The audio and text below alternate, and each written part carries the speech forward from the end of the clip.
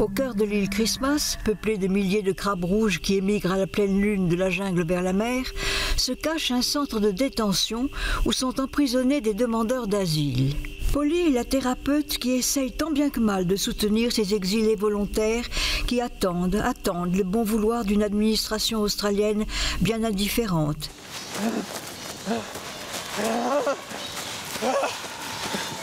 A two-day police search has ended with the discovery of a man's body at the bottom of a cliff on one of the island's remote beaches.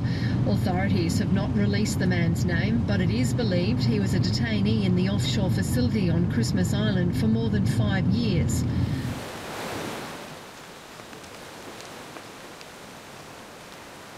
You've got to give them a chance to walk anyway, put it that way. Give them a chance to migrate and do what they want to do, you know?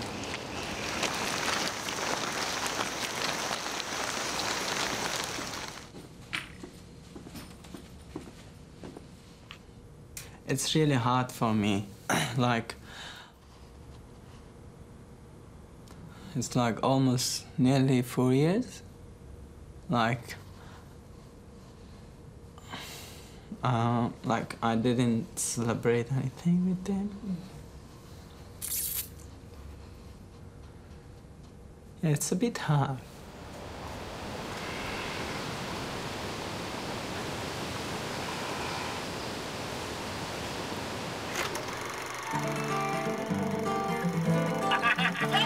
C'est une page honteuse de l'histoire des colonisations qu'ouvre le FIFO.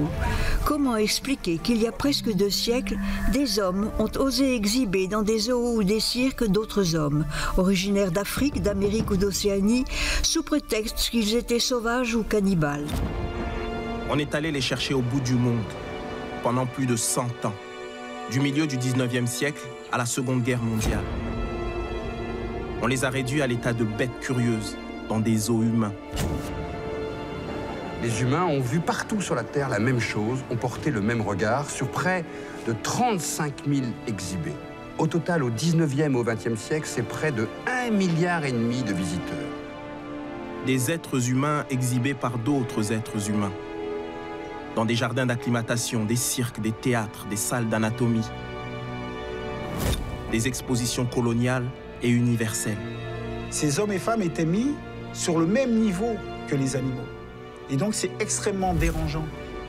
En même temps, il y a eu un conditionnement tel que c'était extrêmement compliqué d'y échapper.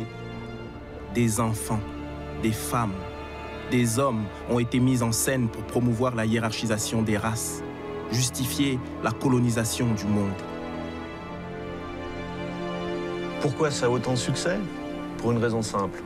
On vient voir des sauvages qui arrivent de contrées extraordinaires, lointaines, et qui fascinent depuis longtemps pour leur exotisme. Et pour la première fois, on peut les voir en chair et en os.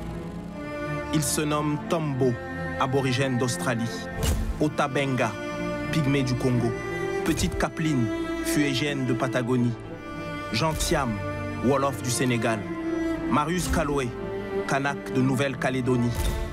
Rendez-vous à la Maison de la Culture du 2 au 10 février.